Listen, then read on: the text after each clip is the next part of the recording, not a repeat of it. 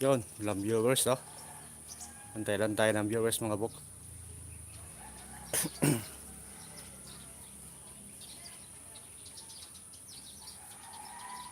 Maraming viewers, mga bok natin. Tulog.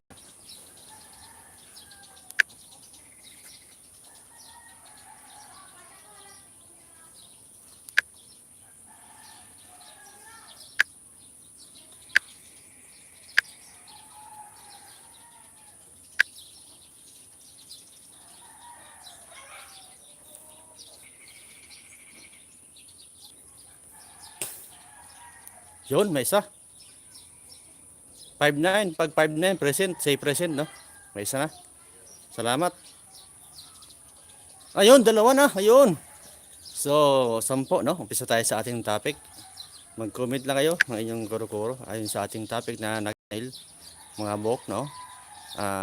Dapat ba tayo matuwa sa ginawa ng ating 5-9 na si Phil de los Reyes? Yan, nagsilayas.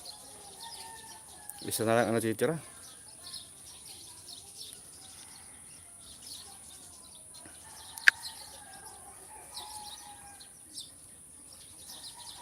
Yan, hindi ko makita ang mga nagko-comment, no? Okay ba? Yung audio ko dyan, mga bok. Tingnan natin yung comment nyo. Mag-comment lang kayo.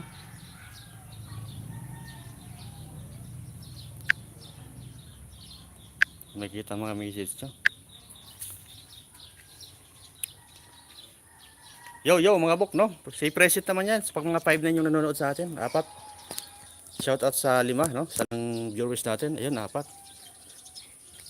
Magbibigay lang tayo ng kuro-kuro at reaksyon sa ating 5-9 na si Phil Reyes sa kanyang ginawang pagpapile, no? Medyo nakikita ko siya sa mga bawat usapin, bawat page ay nakikita ko sa grupo ng mga security guard ay parang 100 support ang ating mga 5-9. So, magbibigay tayo ng kunting reaksyon at kuro-kuro sa ginawa nating 5-9 na si Phil Reyes, mga bok. Ba't di ko makita yung mga ano. Mag-comment nga kayo, mga bok. May makita akong comment. Wala akong nakikita. Hirap pag first time mag live.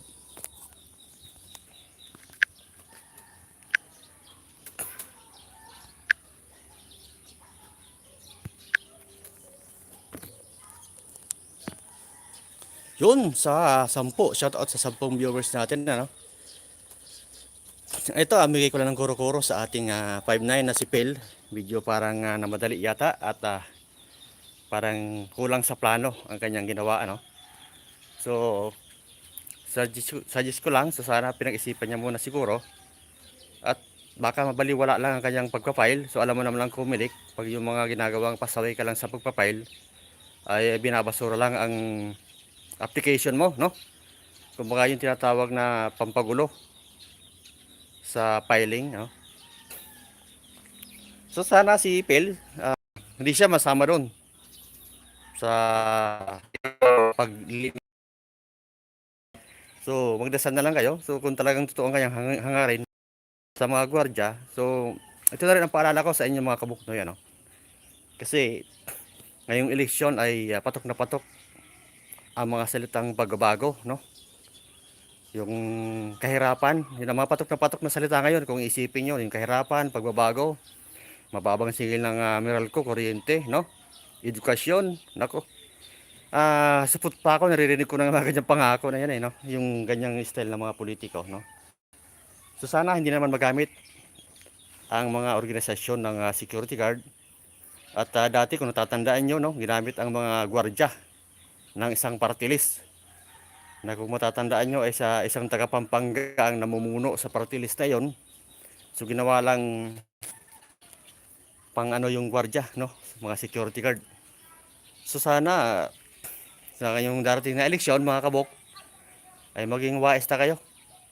Huwag na kayong padadala sa mga usapin na mga pagbabago na yan, no? Mababang sigil ng kuryente, tataas ang sahod, lahat ng gwardiya, lalaki ang sweldo. No, sabi ko nga sa inyo, sapot pa ako, naririnig ko na yung mga ganyan salita eh.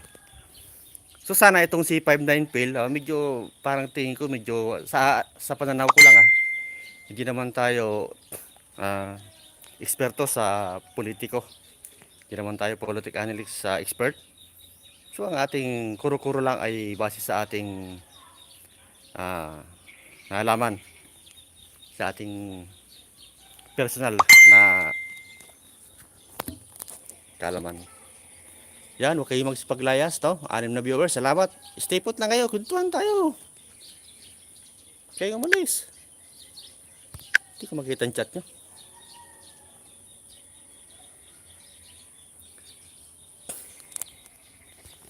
Hindi ko makita ang chat nyo, mga kabuka, no? Pagpasensya nyo na at minsan bihira tayo mag-live. So, ganun. Visit na signal to. So, kung makikita nyo ang inyong background ay tayo sa probinsya ng Bicol, no? Nag-live, tayo, nag-emergency live. Ito, mukha na tayong turista. So, pag biyahe tayo ngayon pabalik ng Manila. So, salamat, no, sa sumuporta at sa sumubaybay ng aking live sa 7 viewers. Salamat sa inyo, no? Out of 32,000 subscribers, so kayo yung natitirang loyal, no? Hayaan nyo may tag-1 kilo kayong bigas, mga kabuknoy, no? So, tuloy tayo sa usapin na ni Phil 59, ano? So, sana hindi siya mabasura at matawag na, tawag doon? May term doon, yung pagpagulong pagpapile. So, sana, advice ko na kay Sira is Opel. So, dapat nagpahinog sana muna siya, no? Nagpakilala muna siya sa madlang people. Nagkawang gawa sana muna siya para makilala siya. At makilala ng hindi lang gwardiya sana makilala sa kanya. Kasi kung gwardiya ng asahan niya, mga kabuknoy, wala pa naman tayong total na 1 milyon, no? Buong Pilipinas. Kahit isama-sama natin yung mga hindi registered sa sosya. Siguro kung aasa rin sa gwardiya, nire-represent siya lang ang mga security guard. Siguro tingin ko medyo malabo. Hirapan siya, no? Kung makalus naman siya sa Comelec, doon pa lang ipagdasal natin na makalus siya mabasura. Kasi pa naglilis pa yan si Comelec, no? Nakikita niyo naman sa balita, marami mga nagpa-file na kung sino-sino na lang na personalidad na hindi naman kilala. Basta na lang magpa-file na parang pampagulo lang. So sana hindi ganoon si 59 fail, ano. Pasensya na kayo, hindi ko mababasa ang mga comment nyo, no. Hinayupok na to, hindi ko alam talaga paano. Bira kasi ako mag-live Hindi ko nakikita yung message nyo. Cellphone lang kasi gamit natin. At medyo ano pa yung signal, kaang-kaang pa yung signal dito. Paano ba ito makikita ang message ito?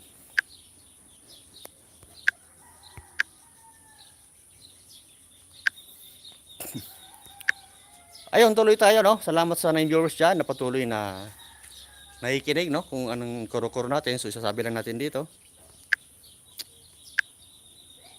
Yan, patuloy natin ipagdasalan si 59 Phil de los Reyes. Isa siyang security officer na naglakas loob na nag-file ng kanyang kandidatura bilang isang senador, no? Gaya ulitin ko yung mga party list at mga personalidad na gumagamit ng isang organisasyon tulad ng gwardiya o kung ano paman ay nirepresent nila. So, kilitisin natin maigi, no? Hindi ako against sa iyo, Sir 59 Phil, no?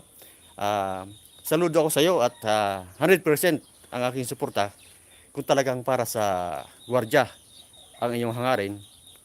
So maganda yan, kahit paano may boses na kami sa Senado. So sana totoo ang inyong hangarin at gaya na nga ng sinabi ko, sana hindi na ulit magamit ang mga security guard o ano pa mang samahan, no, na mga pangakong pagbabago, mababang mataas na pasahod.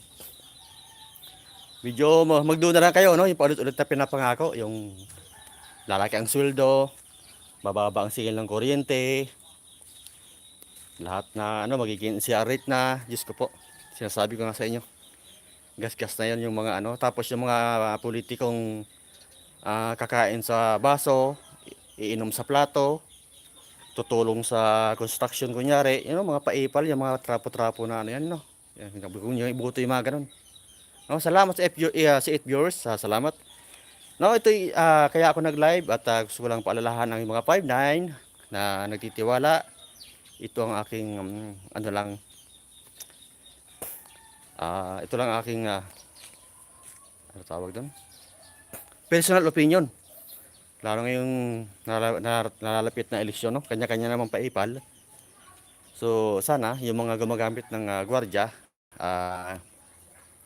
sinyo, no, huwag lang basta gumamit, no. Mabilis ang usap lang to, kaya tayo nag-live.